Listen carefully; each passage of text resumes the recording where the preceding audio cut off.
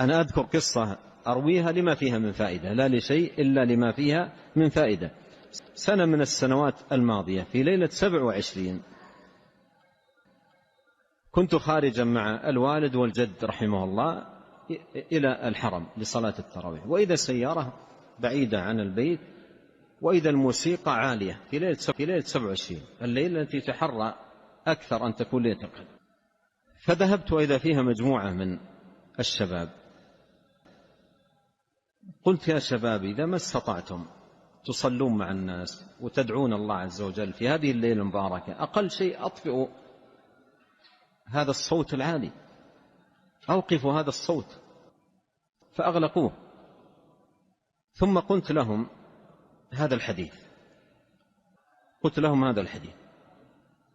حديث عائشة رضي الله عنها. ثم قلت للقريب مني حفظت الدعاء؟ قال نعم. قلت أعده، فأراد أن يعيده ما عرف، فأعدته عليه مرتين، ثم قلت أعده فأعاده. قلت هذا كرروه، اجعلوه على ألسنتكم. ثم بعدها أنا نسيت القصة، بعدها بتقريبا 5 أو 6 سنوات ذهبت إلى جهة دينية في إحدى المدن والتقيت بالعاملين فيها،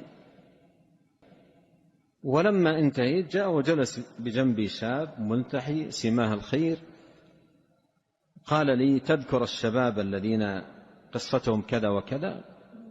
فذكرني، قال أنا واحد منهم، والله عز وجل هداني من تلك الليلة.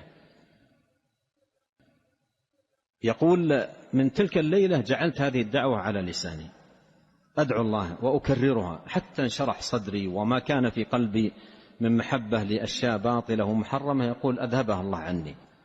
ولهذا أقول ينبغي حتى أيضا أن نتعاون على هذا الأمر، خاصة الآن وسائل الاتصال.